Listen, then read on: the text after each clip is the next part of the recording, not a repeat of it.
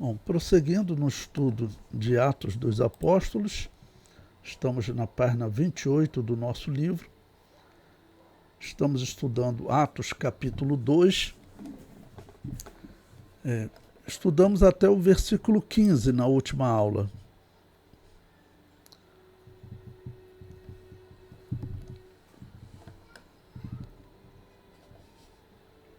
Então vamos ao versículo 16.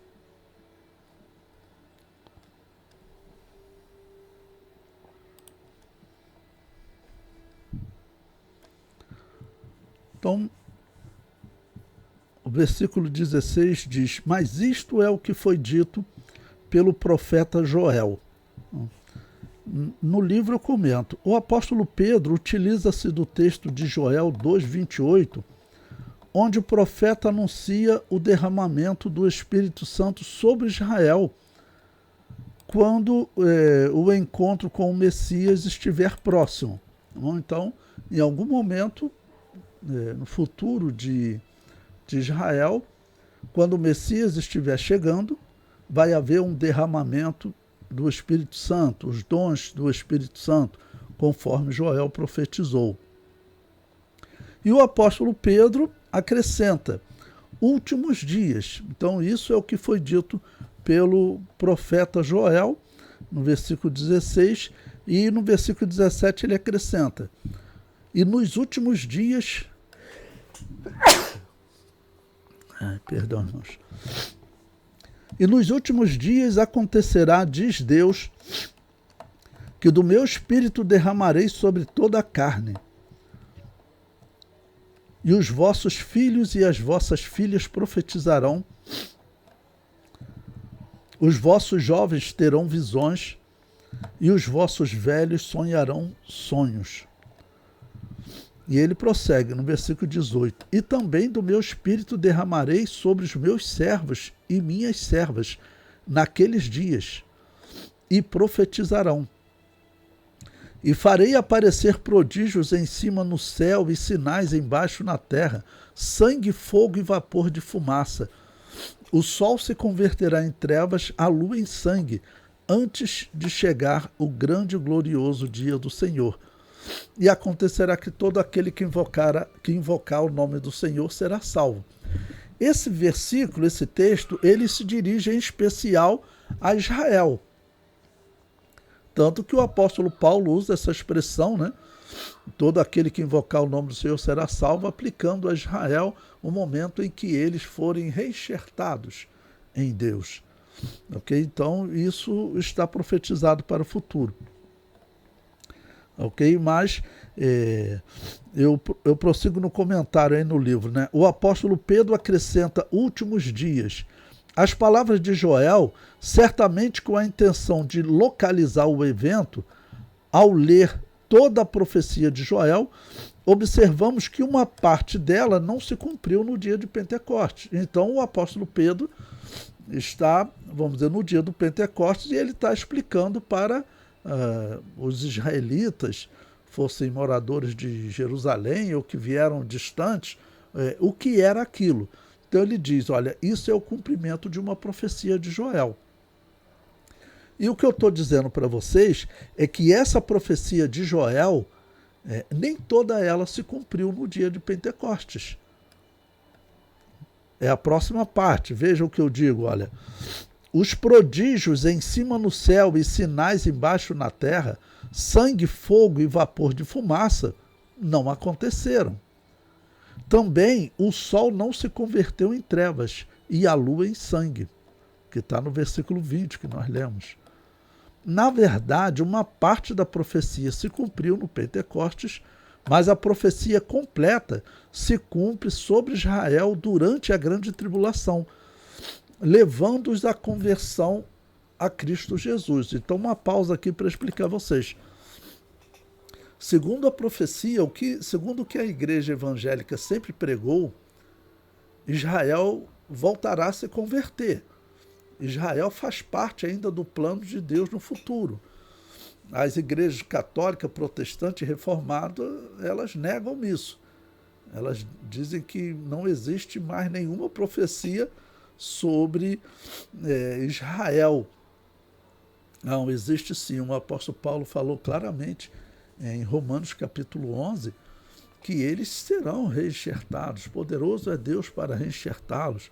E usa essa expressão que também Pedro utilizou aqui, né, de Joel, que por fim aquele que invocar o nome do Senhor será salvo. Então essa profecia se cumpre em Israel, perto do dia do Senhor, porque o dia do Senhor profetizado por Joel é o encontro entre Deus e Israel.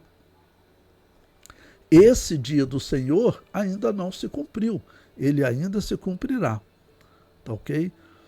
E segundo o que é interpretado, né, normalmente pela igreja, vai ocorrer um período chamado de grande tribulação, que dura 7 anos, e é durante esse período que Israel ele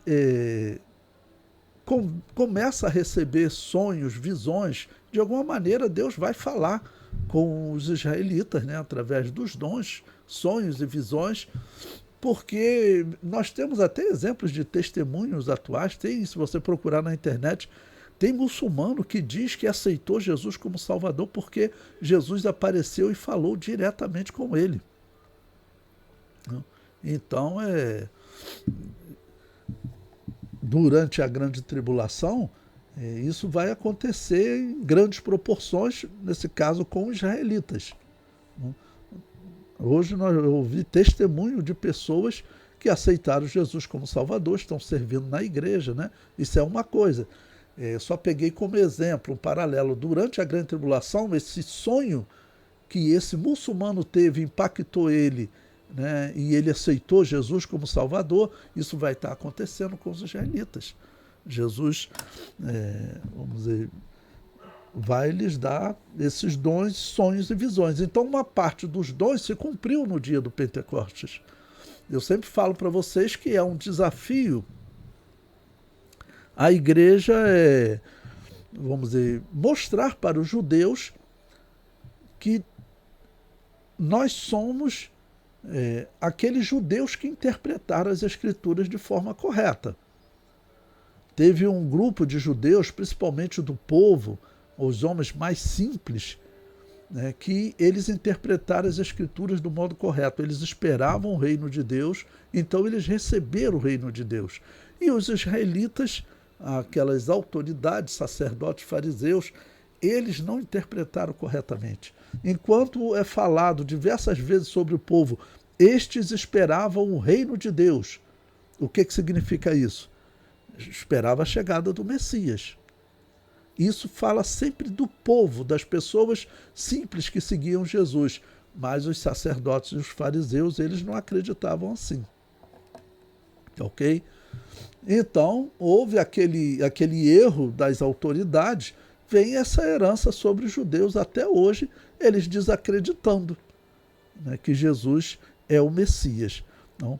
Durante a grande tribulação, com esses sonhos, mostrar a eles que Jesus era um Messias, só que esses erros de interpretação daqueles sacerdotes e fariseus daqueles dias causou esse engano até hoje sobre Israel. O comentário prossegue. Esse cumprimento, em parte, se deu devido à rejeição do Messias por Israel. Se eles recebessem o Messias, receberiam essa virtude e o reino de Deus seria implantado neste mundo. Mas, devido à rejeição, Deus voltou-se para os gentios. Ok?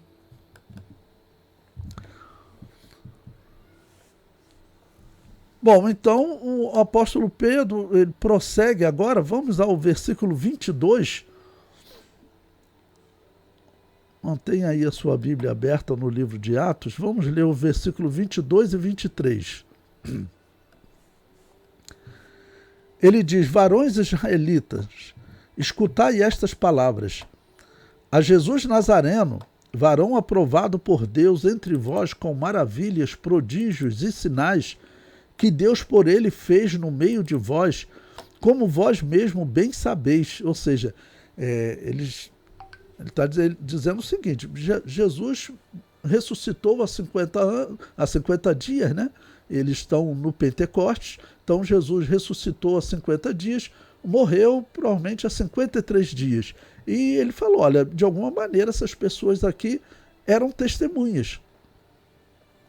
Muito provavelmente o apóstolo Pedro está falando com, por exemplo, fariseus, sacerdotes, citado, príncipes, né, dos sacerdotes, que eles em algum momento desafiaram Jesus durante o seu ministério. O apóstolo Pedro estava lá. Ele via esses desafios, aqueles que vinham criar problema e que depois testemunharam contra Jesus. Em especial os sacerdotes que foram diante de Pilatos. Okay? Então, o apóstolo Pedro agora está falando para eles. Tanto que nós vemos que o apóstolo Pedro, em determinados momentos, fala abertamente que eles mataram o príncipe, eles mataram o Messias. Ok? Vai ser na continuação. Ok? Então, prodígios e sinais fez no meio de vós, como vós mesmos bem sabeis.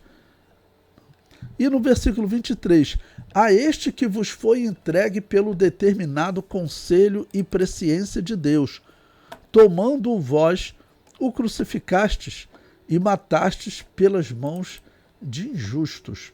Os injustos aqui são os romanos, né? Porque é uma questão assim, delicada na história. Porque os judeus, eles não gostam hoje, se você perguntar, procurar na internet, eles vão dizer, não fomos nós que matamos Jesus. Quem matou Jesus foram os romanos, foi o Império Romano. Só que não é verdade isso. Não? O que o apóstolo Pedro está dizendo é que eles realmente mataram, porque eles pediram à autoridade romana para matar. Então, na verdade, quem matou foram os judeus. Okay? Alguns confundem pensando que isso seria antissemitismo. Mas, na verdade, isso não é antissemitismo. Antissemitismo é você dizer que os judeus hoje devem ser perseguidos, que devem sofrer por eles terem feito algo no passado. Isso seria antissemitismo, perseguir esse povo hoje. Mas o que o apóstolo Pedro está dizendo é de fato o que aconteceu. Eles pediram à autoridade romana para ela matar Jesus. Isso é fato. E isso é importante até porque na fé deles, confessar os erros, isso é fundamental. Isso indica a pessoa que realmente está arrependida. E nesse ponto, os judeus, eles têm que confessar. Pela história, na verdade, eles é que mataram, eles é que pediram a morte de Jesus. Ok? Isso não significa que eles devam sofrer nenhum tipo de violência. Isso não significa que eles, por exemplo, devem ser perseguidos ou que estão condenados ao inferno. Está condenado ao inferno quem não aceita a salvação que Deus enviou, quem não aceita Jesus como Salvador. Esse está condenado ao inferno. Então eles têm que reconhecer que aquela geração errou. E quando eu tenho a oportunidade de falar com algum judeu, eu falo, olha, e aquela geração de judeus, eles não são uma boa referência de interpretação, não. Porque a própria história diz que o sumo sacerdote era um saduceu. O que significa isso? Saduceu é um homem, um líder religioso, né, que ele não acreditava, por exemplo, que o livro do profeta Isaías é inspirado por Deus, que o livro de Daniel é inspirado por Deus. Ele não acreditava na integridade das Escrituras. Para ele, só o Pentateuco eram livros inspirados por Deus. Esse era um erro grave. A possibilidade desse homem interpretar de forma errada a vinda do Messias era muito grande. E ele, claro, envolvido com a política de Herodes. Então, aquela geração não era uma boa referência em termos de interpretação. Bom, no livro eu comento aí sobre este que foi entregue pelo determinado conselho e presciência de Deus. Tomando vós o crucificaste e mataste pelas mãos de injustos. Então, este ser entregue pelo determinado conselho e presciência de Deus, o que é isso? É o que nós vamos ver agora nesse tópico. Eu digo, neste texto, temos a clara manifestação do ensino do plano de Deus e do livre-arbítrio humano. Deus enviou o seu Filho e os homens arbitraram, decidiram por matá-lo. É isso que o apóstolo Pedro está dizendo. Foi a decisão deles. Ok? Jesus foi entregue pelo determinado conselho e presciência de Deus. E tomando vós o crucificaste. Eles é que fizeram isso. Então, Deus construiu um plano para a salvação. E desde o princípio, Deus falou que quando ele enviasse o Salvador, a semente da mulher, ele seria traído, porque está dito que ele seria ferido no calcanhar. Ok? E é claro que para trair é uma decisão do homem que vai, no caso de Judas e de outros que vão rejeitar de alguma maneira. Tá bom? O comentário prossegue. Deus enviou o seu Filho e os homens arbitraram por matá-lo. Não é correta a interpretação de alguns que dizem que os homens mataram Jesus Cristo por ordem de Deus. Mataram Jesus Cristo porque foram predestinados para isso. O texto deixa claro que Deus entregou Jesus Cristo, mas os homens rejeitaram. Ok? Então, essa é uma interpretação importante, porque aqui nós temos o exemplo que Deus ele enviou o seu Filho de um tempo determinado. Por exemplo, no Evangelho de João, nós encontramos mais de uma vez dizendo que, em determinado momento, o povo queria matar Jesus no templo, dizendo que Jesus estava se fazendo igual a Deus, por se dizer filho de Deus. Eles queriam matar Jesus, mas João diz, mas não lhes foi permitido porque o seu tempo não era chegado. Deus tinha determinado até um dia e hora para ele autorizar a morte do Messias, porque tinha uma simbologia para salvar a humanidade. Qual era? A simbologia estabelecida do Cordeiro Pascal. Jesus tinha que morrer no dia e hora da morte do Cordeiro Pascal. Ok? Então, aqueles israelitas, eles não foram predestinados a odiar Jesus, eles não foram predestinados a matar Jesus. Não. Eles odiaram Jesus e decidiram matar Jesus. Só que Deus estabeleceu uma simbologia dizendo, só vão conseguir matar a hora que eu autorizar, porque eu só vou autorizar a morte dele no dia e hora da morte do Cordeiro Pascal. E assim se cumpriu. Ok?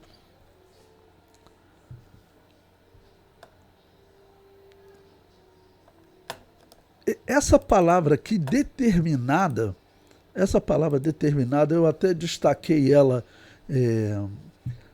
aí, porque essa palavra determinada, no grego, ela é uma palavra, horizo, que ela significa como marcar, delimitar limites de um território, de uma terra. Tá bom? Esse é o significado dessa palavra determinar. Tá bom? Então ele foi entregue pelo determinado conselho de Deus, como que Deus delimitando o tempo mesmo, que é o que eu falei para vocês da Páscoa. Ele vai morrer num dia e hora determinado, como Daniel também profetizou, anunciando um ano, 483 anos, 69 semanas depois da ordem para reconstruir Jerusalém. Está lá em Daniel capítulo 9. Ok?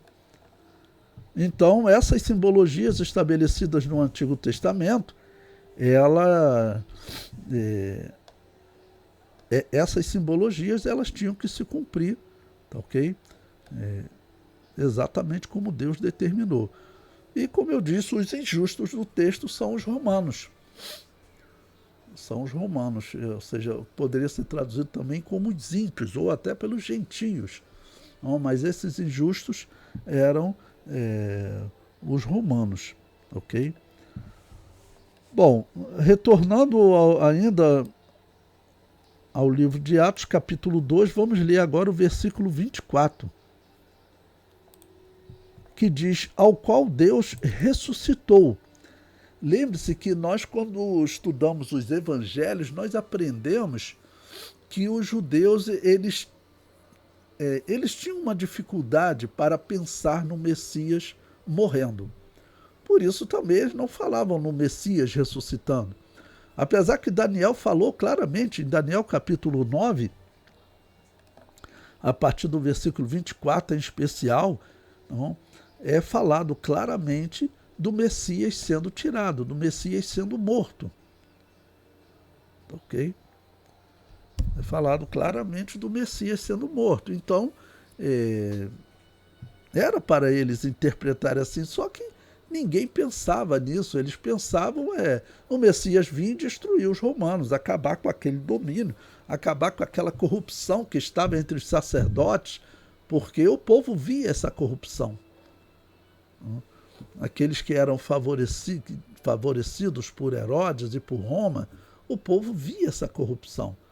E junto com eles os fariseus, todos sendo favorecidos pela política. Ok? Então, eles infelizmente não ensinavam o povo corretamente.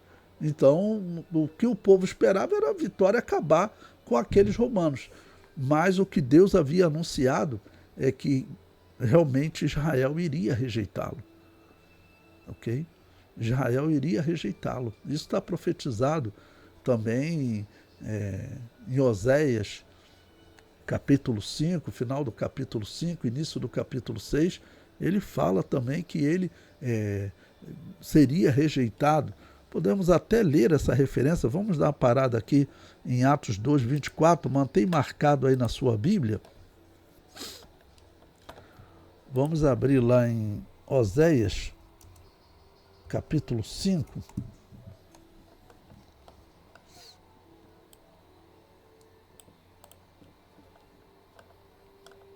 Vou ler a partir do versículo 11, que diz o seguinte: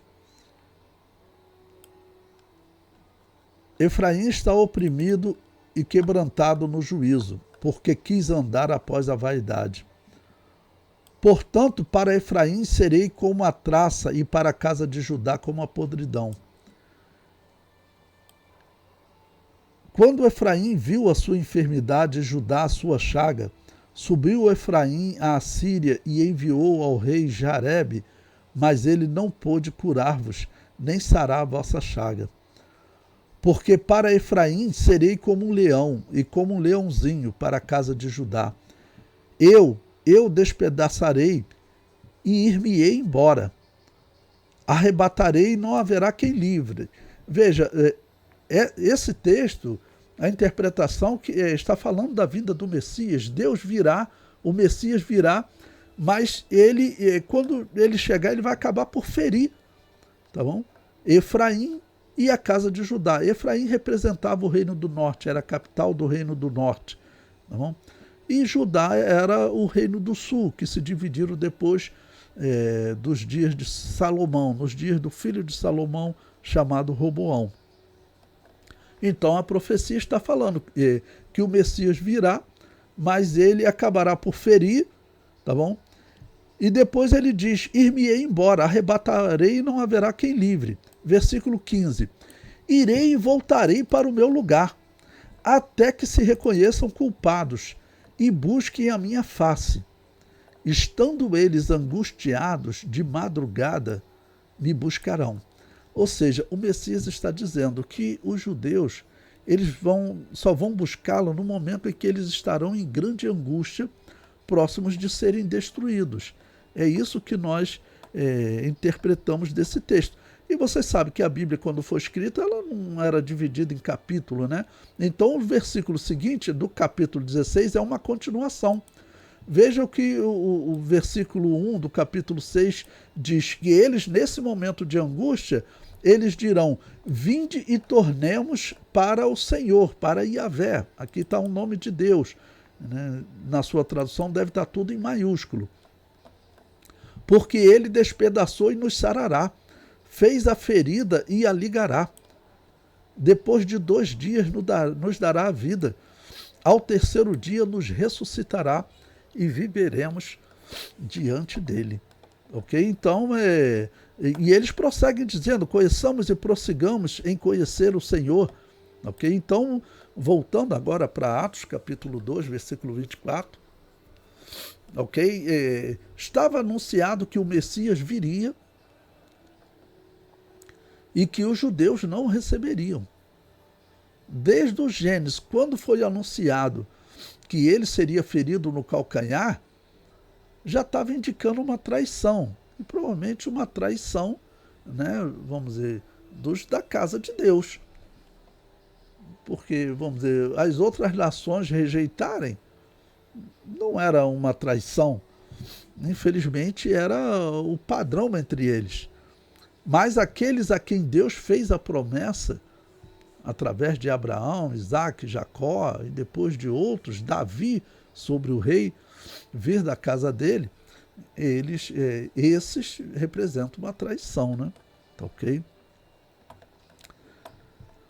Bom, e diz também, soltas as ânsias da morte, pois não era possível que fosse retido por ela. Aqui traduzido por ânsias da morte, pode ser traduzido também por o aguilhão da morte, né? Jesus venceu a morte, ele venceu os aguilhões da morte, ok? E ânsias, esse termo, ele é assim, às vezes usado até para as dores de parto. E no livro eu comento, ao qual Deus ressuscitou. A doutrina da morte do Messias não era aceita pelos israelitas em geral. Até os apóstolos criticaram Jesus quando esse manifestou a necessidade de morrer e ressuscitar. Está lá em Mateus 16, 21. Desde então, começou Jesus a mostrar aos seus discípulos que convinha ir a Jerusalém e padecer muito dos anciãos e dos principais dos sacerdotes e dos escribas, e ser morto e ressuscitar ao terceiro dia. Quando você vai lendo esses textos, você observa que os apóstolos não concordam. Tanto que eu comentei aí abaixo, né? Quando Pedro ouviu essa declaração de Jesus, ele tomou a absurda atitude de repreender Jesus. Ele ouviu Jesus falar aquilo. Veja o versículo 22, né? E Pedro tomando de parte, ou seja, Pedro tirou Jesus da multidão onde as pessoas estavam, e Pedro, tomando de parte, começou a repreendê-lo, dizendo, Senhor, tem compaixão de ti, de modo nenhum te acontecerá isso. Ou seja, ele repreendeu Jesus. Eu estou falando aqui num tom, né? É diferente, mas pela descrição era um tom de repreensão. Vamos que dizendo, Senhor, tem compaixão de ti, de modo nenhum te acontecerá isso. Ou seja, ele está repreendendo Jesus. Ou seja, como um tom de repreensão que eu estou tentando colocar aqui. Por que isso? Por que isso? Eles não conseguem ver, entender, aceitar a doutrina da morte do Messias. Isso realmente é o que nós vemos entre os apóstolos. Quem esperava o reino de Deus, esperava ele vindo para vencer os romanos e pronto. Ou seja, eles não tinham um entendimento completo das Escrituras. É claro, nós hoje, que já vimos a morte do Messias, já estamos vivendo outro tempo, para nós é mais fácil interpretar, né? Nós hoje que temos as Escrituras nas mãos, o apóstolo Pedro não tinha as Escrituras nas mãos. Ele dependia de ir na sinagoga e ouvir as explicações dos fariseus e até de sacerdotes, mas normalmente a explicação ali era dos fariseus, e os fariseus quem eram? Eram também pessoas que eram colocados nessa posição porque aí ele tinha ali um salário, entendeu? Ele tinha um salário do governo. Olha, você vai ficar ali na sinagoga, na vila tal, você vai ter a responsabilidade. Você agradou Herodes. Quem era colocado nos cargos? Aqueles que agradavam Herodes. Era Herodes que escolhia o sumo sacerdote, irmãos.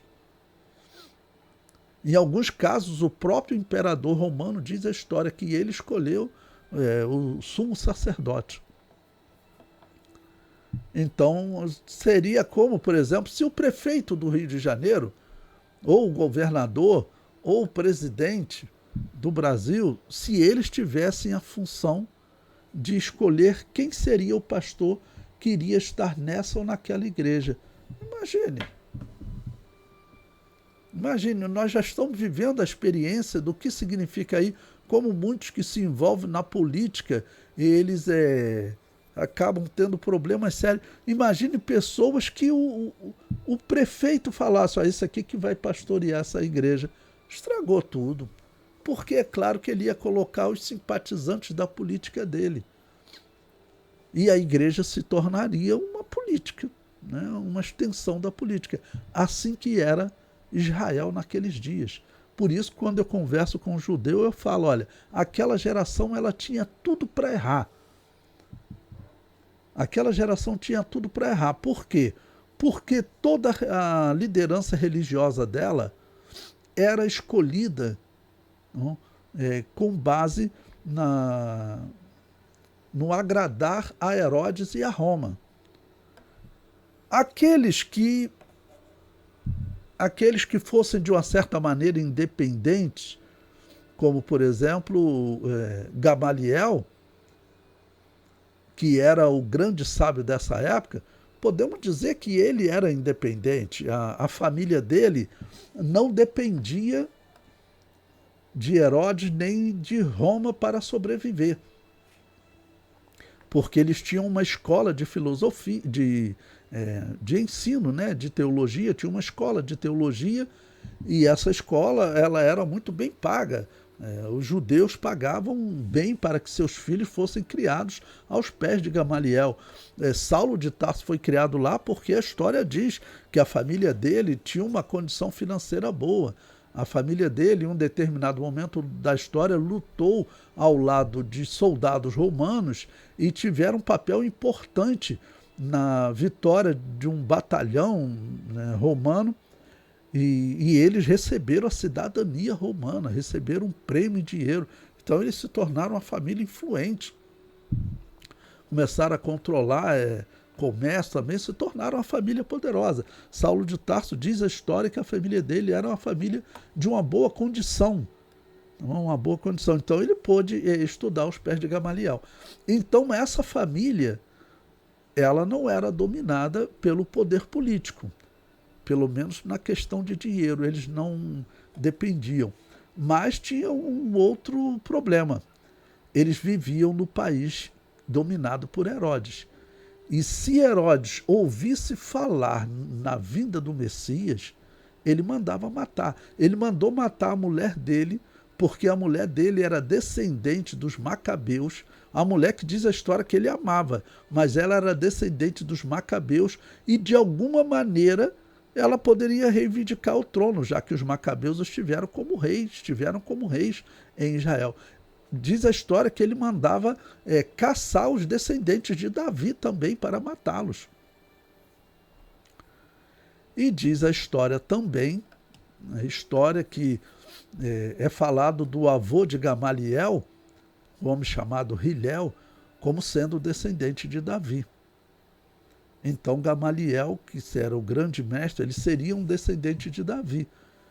Sendo assim, ele já vivia atemorizado. Se isso for verdade, é história, a gente não tem como comprovar, né? Tá bom? Mas se isso for verdade, ele já tinha um problema. Assim como José, né, e Maria tinham que viver escondidos, porque senão Herodes mandava matar, e mandava matar mesmo. Estou dizendo, ele matou a esposa dele, a mulher que diz a história que ele amava, mas ele tinha que matar porque ela era descendente de homens que em algum momento assentaram no trono. Ok?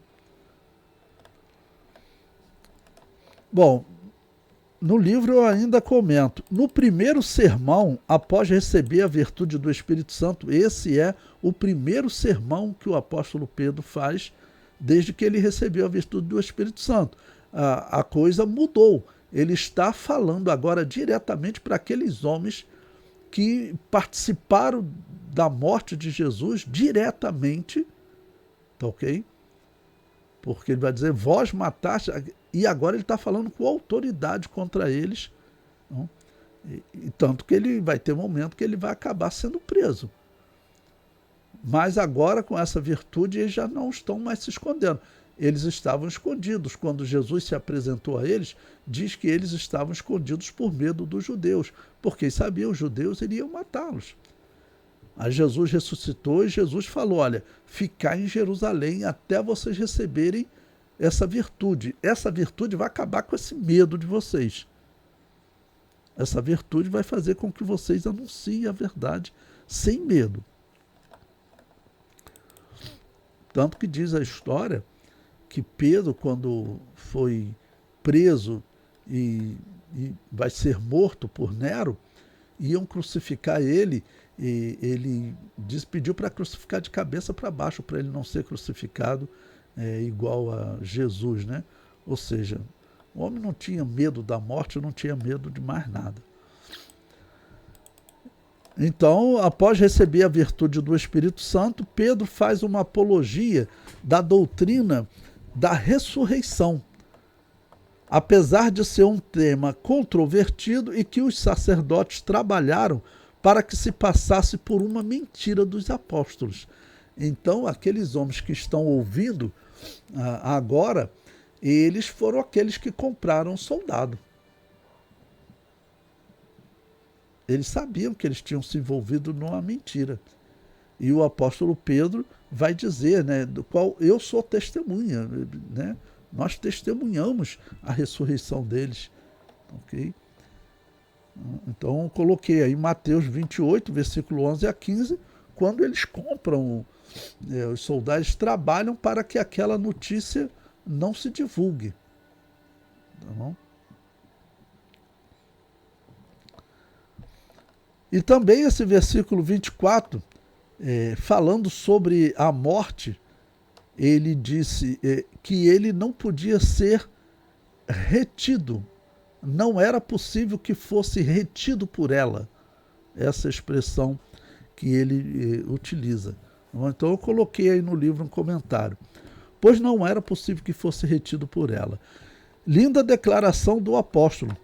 O Senhor da vida não poderia ser retido pela morte.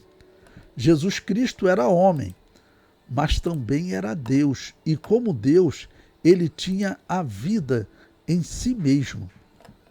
Aí citei aí João 5,26, que diz, porque como o Pai tem a vida em si mesmo, assim deu também ao Filho ter a vida em si mesmo. Então Jesus Cristo, ele ter a vida em si mesmo, o que significa? Significa que ele também é eterno, que ele também não tem princípio, como o Pai. É um Deus eterno, um Deus sem princípio, que ninguém pode dizer que ele começou, ok? Então, ele não podia ser retido por ela, por quê? Porque ele é a vida. Por isso ele diz, derribai este templo, ou seja, tire a minha vida, que significa derribar esse templo, e eu o reedificarei. E provavelmente esses mesmos sacerdotes e fariseus e escribas, eles estavam com Jesus, lá disputando com Jesus, né, 3 anos antes, quando Jesus Cristo disse, né, para eles, derribai este templo e eu o reedificarei. Eles pensaram estar falando do templo normal. Esse templo é o corpo de Jesus. Tá bom?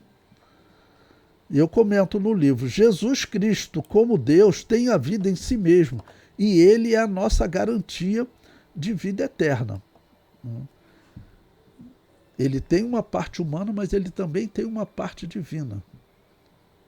Ele deixou isso claro, e aqui o apóstolo Pedro também nos diz. Bom, prosseguindo na leitura de Atos, vamos agora ao versículo 25.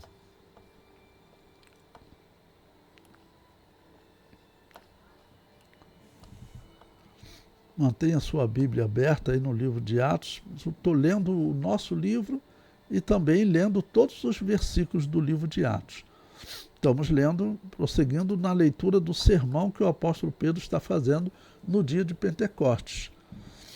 Porque dele disse Davi: sempre via diante de mim o Senhor, porque está à minha direita, para que eu não seja comovido.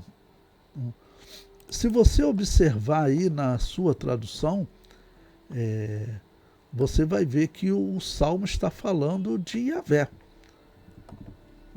Porque quando nós vamos lá no Salmo 16, versículo 8, que é o texto que o apóstolo Pedro está citando aqui, mantenha sua Bíblia aberta aí em Atos 2:25, mantenha marcada, digo, e abra lá no Salmo 16, versículo 8. Eu vou abrir aqui também para você poder ver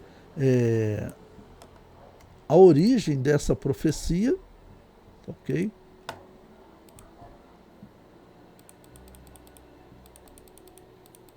Salmo 16, versículo 8.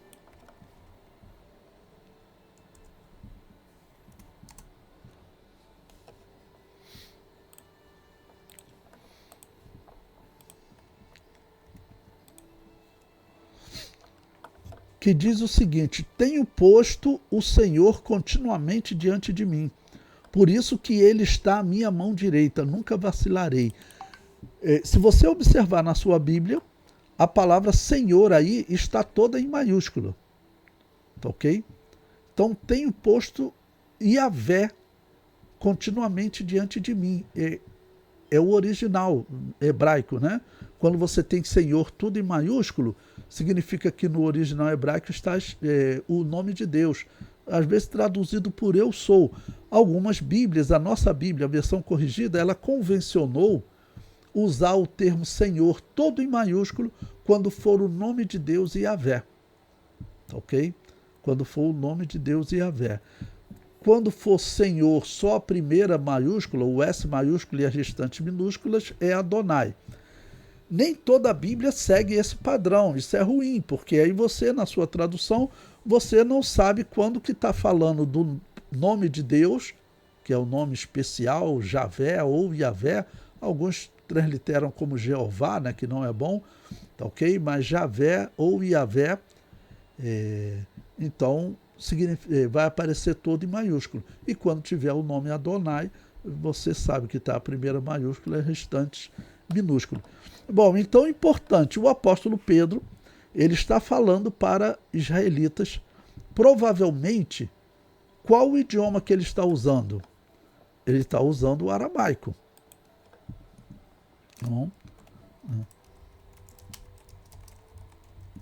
Se Pedro está falando no aramaico, ele não está falando em grego, como nós estamos lendo aqui. Senhor, que é grego, Kyrios, né? Ele não está falando em grego. Ele está falando em aramaico.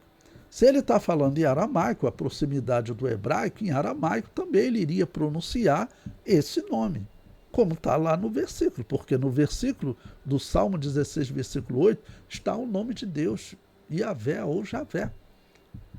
Essas seriam as pronúncias, né, daqueles dias, Yahvé ou Javé.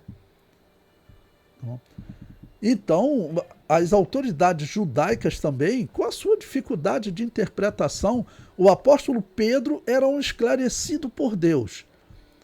Tanto que ele foi chamado no início do ministério de Jesus. Eu sempre falo, Saulo de Tarso não pôde ser chamado. Naquele momento, ele não atenderia, né? Talvez ele tenha até tido encontro com Jesus, naquele momento que os fariseus se encontravam com Jesus. A verdade é que naquele momento ele estava envolvido com os fariseus de uma maneira que a luz do evangelho não chegou a ele naquele momento. Vai chegar no futuro. O apóstolo Pedro tinha sido iluminado. Todos eles são especiais, desde o princípio, porque a verdade de Deus chegou a eles desde o momento em que eles encontraram Jesus. A verdade de Deus chegou neles.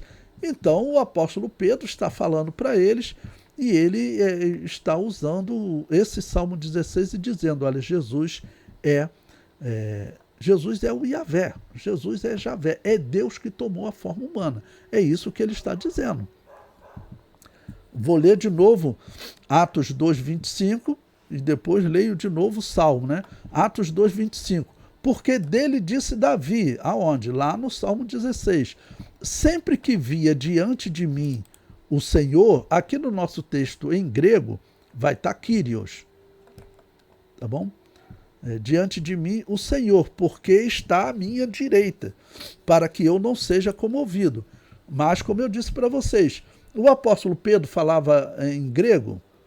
Certamente que não. Inclusive, nós falamos que o próprio Jesus, nas suas pregações, ele usava o aramaico. Isso é praticamente um consenso entre os intérpretes. Jesus, ele certamente falava grego, né? Não, pela sua alta capacidade, até por ter nascido sem pecado. Mas o apóstolo Pedro, Jesus falando para o povo, ele falava em aramaico, e o apóstolo Pedro aqui falando para o povo, ele está falando certamente em aramaico também. Esse é praticamente um consenso entre os historiadores e intérpretes da história. Tá bom? Então, como o Salmo 16, versículo 8, no original ele usa o nome de Deus, o apóstolo Pedro certamente usou o nome de Deus aqui. E ele está dizendo, olha, aquele Yahvé, o eu sou que se apresentou a Moisés, lá no momento do Êxodo, e que depois diversas vezes aparece nas Escrituras, antes também para Abraão, né, que falou Deus proverá, ele disse também, o eu sou proverá, Yahvé proverá, Javé proverá. Então, aquele mesmo Deus do Antigo Testamento, ele tomou a forma humana e ele é Jesus Cristo. Tá bom? Então, ele está citando esse salmo. E vamos ler de novo o Salmo 16, versículo 8. Tenho posto Yahvé continuamente diante de mim, por isso que ele está à minha mão direita. Nunca vacilarei. Nunca vacilarei. Então, o apóstolo Pedro diz, olha, é desse Jesus Cristo que Davi falou, né? Sempre via diante de mim Yahvé.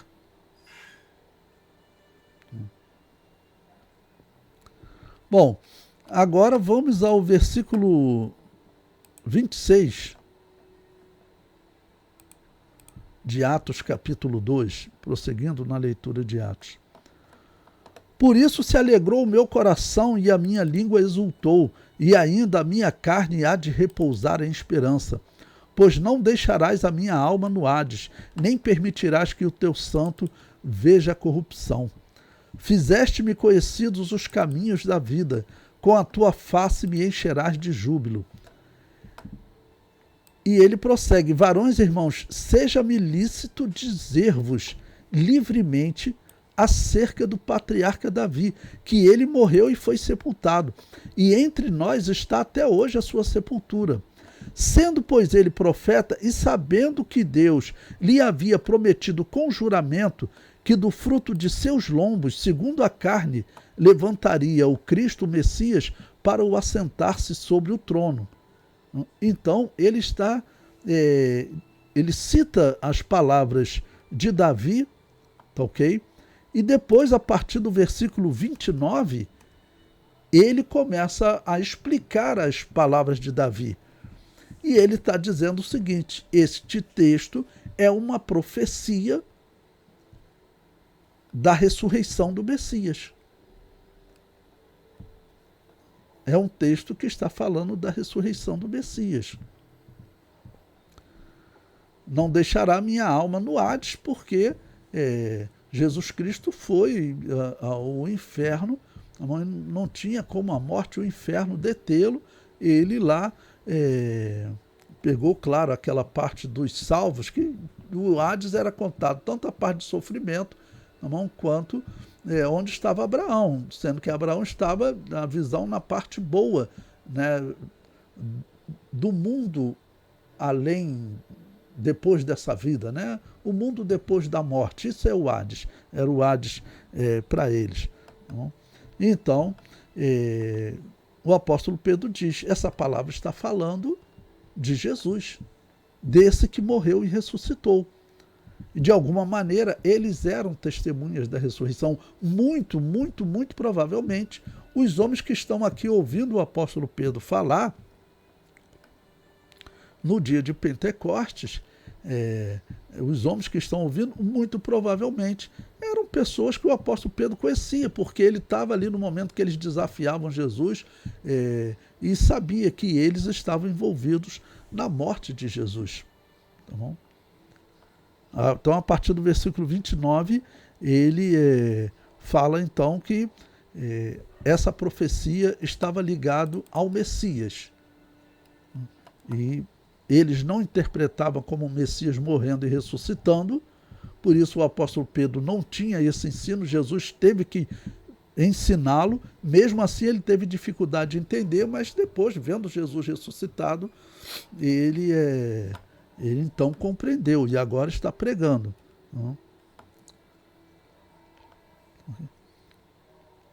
Pois bem, também o Salmo 132, vamos ler o Salmo 132, anote este salmo.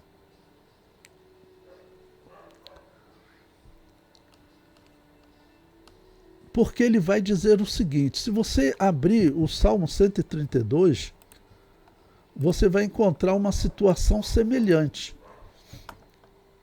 Você vai encontrar, o Senhor jurou a Davi com verdade e não se desviará dela. Do fruto do seu ventre porei sobre o teu trono.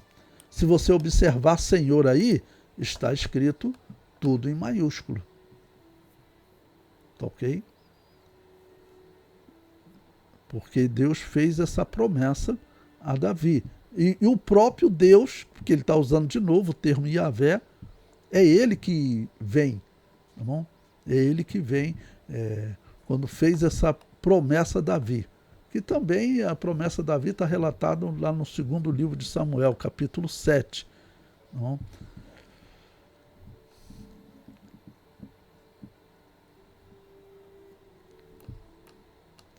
Bom, então falando aqui dessa descendência de Davi, como o apóstolo Pedro disse, tem uma questão interessante para nós interpretarmos. Sobre a descendência de Davi, você vai observar que existem duas genealogias indicando a descendência de Davi, para indicar que Jesus era descendente de Davi, mas se você observar, elas são completamente diferentes. Por exemplo, a genealogia de Mateus, se você observar o filho de Davi citado ali, é citado Salomão. Na genealogia de Lucas, o filho de Davi citado é Natã. Tá ok? E você observando a genealogia, elas são todas diferentes. Inclusive o que seria o pai de José. As duas genealogias falam em José, mas na verdade uma é de José e a outra é de Maria. Ok? Uma é de José e a outra é de Maria. E a genealogia de Mateus, ela sendo a genealogia de Salomão, de Davi através de Salomão, significa que José ele não tinha direito de assentar-se no trono. Por quê? Porque na genealogia de Mateus, José aparece como descendente de um homem chamado Jeconias, descendente de Salomão, e esse homem, Deus disse que os descendentes dele estavam privados de assentar-se no trono. Estavam privados de assentar-se no trono. E, segundo a genealogia de Mateus, José era descendente de Jeconias e de Salomão. Só que Jesus não é filho de José, né? Jesus é filho de Maria. E quando você vai na genealogia de Lucas, a genealogia citada lá, você pode ver o pai de José ali é diferente, porque na verdade ali é o pai de Maria. E essa genealogia vai até Natã. E na genealogia de Natã não aparece esse homem chamado Jeconias. Ok? Então Deus prometeu realmente que do fruto do ventre de Davi ele faria rei. Mas só que através de Salomão, não, porque o descendente de Salomão tinha um homem chamado Jeconias que estava, vamos dizer, amaldiçoado.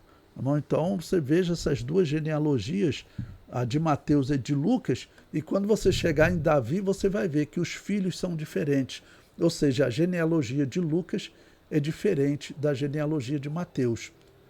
De onde Lucas pensou isso? Isso para mim foi obra do apóstolo Paulo, né?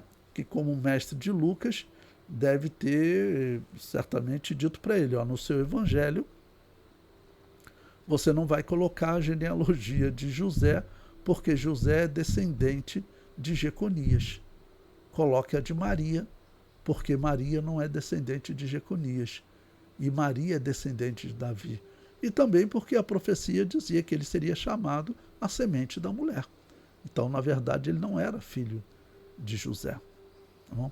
Isso é tão importante, irmãos, que isso daí tem um rabino que ele escreveu sobre isso, dizendo que Jesus não poderia nem assentar-se no trono, porque ele era descendente de Jeconias, citando a genealogia de Mateus. Tá bom? Só que nós sabemos que aquela genealogia foi a genealogia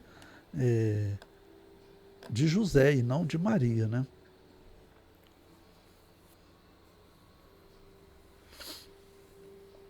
Bom, em Atos capítulo 2, versículo 31, diz o seguinte: nesta previsão, disse da ressurreição do Messias, da ressurreição de Cristo, que a sua alma não foi deixada no Hades, nem a sua carne viu a corrupção. Então, no Novo Testamento está Cristo, né? Porque está em grego o texto, mas eu repito, no sermão do apóstolo Pedro, ele certamente utilizou Messias, porque ele estava falando em aramaico. É a mesma palavra, só que em grego, né? Cristo é a mesma palavra, só que em grego, significa ungido.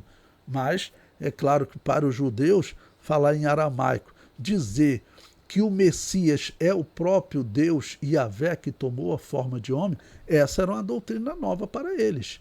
Eles não me interpretavam assim, não pensavam assim, nem o apóstolo Pedro pensava. Então essa explicação que o apóstolo Pedro faz agora, essa explicação, vamos dizer, é uma novidade para eles. E esses homens, talvez, né? O apóstolo Pedro era lá da região da Galileia, mas então, talvez alguns daqueles fariseus ali, eles teriam até em algum momento estar pregando numa sinagoga e ter lá como ouvinte o apóstolo Pedro. Porque, vamos dizer, eles iam nas sinagogas para ouvir as explicações, ou então iam para o templo nos dias especiais da Páscoa, Pentecostes e Tabernáculo. Era um desses dias, eles deveriam estar no templo, né? Eles estavam lá ouvindo as explicações de quem? Dos fariseus. Jesus, com 12 anos, esteve lá no meio dos doutores. Quem eram os doutores? Eram os fariseus. A principal escola teológica que existia, a escola de ensino da Bíblia, né, era a escola de Hilel, a chamada Casa de Hilel, da qual Gamaliel fazia parte. Então, eram esses homens. Tanto que existe a hipótese, né, de que Jesus tenha encontrado com Hilel quando ele com 12 anos foi no templo. Porque, segundo a história, Jesus com 12 anos, então isso aconteceu ali no ano 8 da era cristã. E, segundo a história, Hillel morreu no ano 10 da era cristã, 2 anos depois. Então, Jesus pode ter encontrado com Hillel, porque era o doutor da época, era o grande mestre e até hoje considerado um dos maiores mestres de todos os tempos pelo judaísmo. Tá bom? Então, esses eram os doutores, os que se destacavam. E Saulo de Tarso estava, vamos dizer, entre eles também, estavam entre eles. Não tem como nós sabermos se ele, em algum momento, se encontrou com Jesus, tá ok? Durante o seu ministério. Bom, mas que homens que em algum momento pregavam para o apóstolo Pedro, que esses homens, pode ser, né, que eles estivessem ouvindo agora, e essa explicação, vamos dizer, era uma novidade para eles, porque eles não interpretavam assim. Eles não interpretavam assim. Ainda que eles estivessem escondendo, como alguns acham, já que eles seriam, ali a família de Hillel seria descendente de Davi, ok? Ainda que eles estivessem escondendo, mas na verdade o que parece é que eles não conseguiram interpretar. Você precisando, tá bom, se livrar do jugo dos romanos, um povo que eles sabiam pregava a religião da Babilônia, era aquela religião lá da Torre de Babel, tá bom? Da região de onde Deus tirou Abraão, que era lá na Mesopotâmia, sai daí que a religião de Babel dominou essa região. Tirou ele de lá para formar um povo. Agora esse povo, nos dias do Novo Testamento, ele é escravo dos romanos, que praticam aquela religião. Então, você falar de um Messias que viria e seria morto por eles ou pelas autoridades judaicas, não, você só pensava em um Messias que viria vencê-los. Ninguém conseguia ter um discurso diferente. Talvez, vamos pensar na ignorância das pessoas, talvez fosse até talvez eles fossem até rejeitados pelo povo se eles pregassem isso. Porque o povo não entendia assim. O apóstolo Pedro não entendia assim. Ele não aceitava quando Jesus falava isso. Eu mostrei para vocês, né? Bom, voltando ao nosso livro, eu coloquei aí, disse da ressurreição de Cristo que a sua alma não foi deixada no Hades. O termo grego Hades traduz-se por inferno, era o lugar onde os mortos habitavam, aguardando a ressurreição. Enquanto Jesus morreu na cruz, ele foi ao Hades e anunciou a sua vitória, e todos aqueles que estavam no Hades e os que estavam no seio de Abraão, que era o lado onde os fiéis a Deus aguardavam a ressurreição, foram levados para descansar no terceiro céu. Então, ou seja, aqueles que estavam no seio de Abraão, na parte dos fiéis a Deus, onde estava Lázaro. O rico estava do outro lado.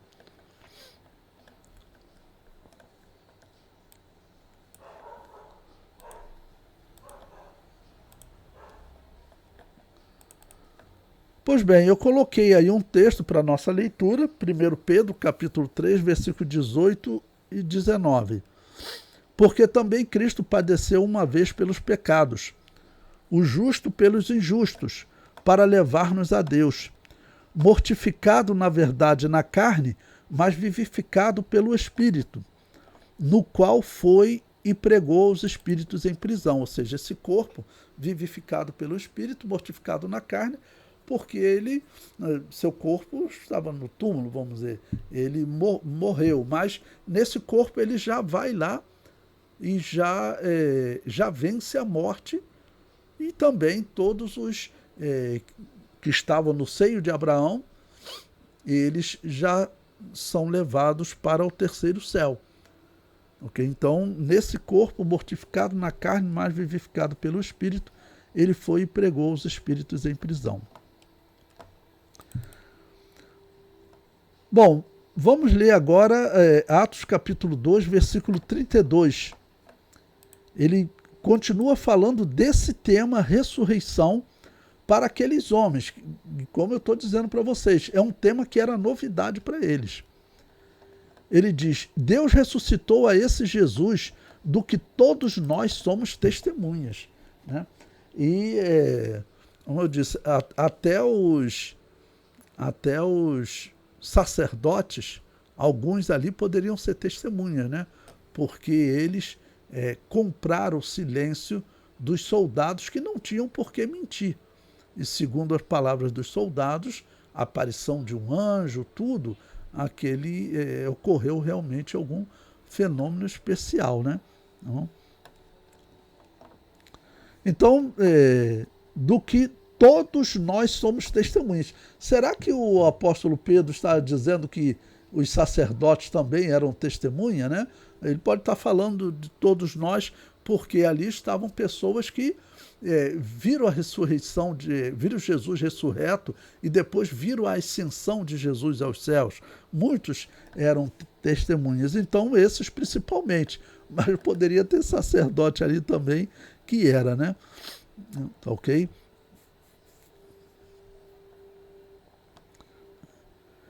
Versículo 33, ele diz, de sorte que exaltado pela destra de Deus e tendo recebido do Pai a promessa do Espírito Santo, derramou isto que vós agora vedes e ouvis.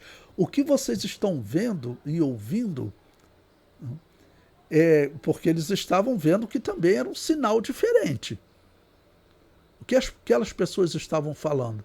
Eles não estavam cheios de mosto. Eles estavam com uma alegria extrema. Ok? Mas isso não era mosto, vinho. Tá bom? Então, ele está dizendo, o que vós agora vedes e ouvis, né, isso foi prometido, é uma promessa do Espírito Santo. Tá bom? Bom, agora veja o que ele vai dizer no versículo 34. Ele vai levantar um tema que Jesus debateu com os fariseus. Por isso que nós temos que olhar para o livro de Atos, em especial aqui para o dia de Pentecostes, olhando para o ministério de Jesus. Veja o versículo 34. Porque Davi não subiu aos céus, mas ele próprio diz, disse o Senhor ao meu Senhor, assenta-te à minha direita, até que eu ponha os teus inimigos por escabelo de teus pés. Saiba, pois, com certeza toda a casa de Israel, que a esse Jesus a quem vós crucificaste, Deus o fez Senhor e Cristo. Esse versículo também, se vocês lembrarem, Jesus Cristo falou com os escribas e fariseus, né, questionando eles, como dizem os escribas e fariseus que o Cristo é filho de Davi, se o próprio Davi, pelo Espírito, lhe chama de Senhor, dizendo, o Senhor disse ao meu Senhor, assenta-te à minha direita até que ponha os teus inimigos por escabelos de teus pés. E Jesus lá questionou, se Davi lhe chama Senhor, como pode ser seu filho? E qual o termo que está lá? Tá, Yahvé disse ao meu Adonai. Ok?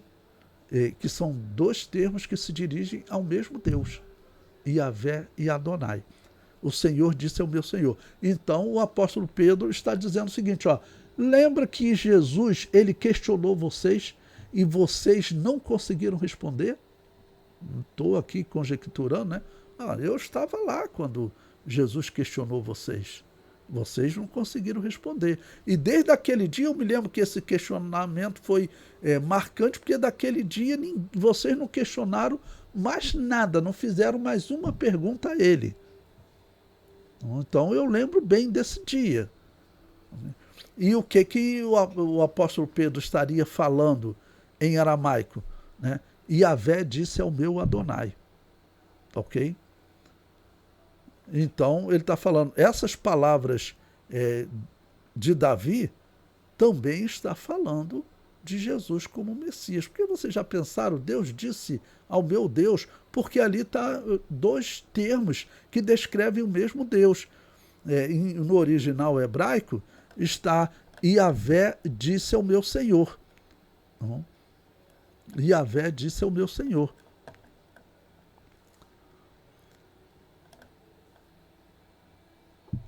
E aí no versículo 36, ele diz claramente, né, que está se tratando de Jesus. Saiba, pois, com certeza, toda a casa de Israel, que a esse Jesus a quem vós crucificaste, Deus o fez Senhor e Cristo. Ou seja, descrevendo a ressurreição. Então, essa possibilidade dos fariseus estarem lá é realmente grande, né?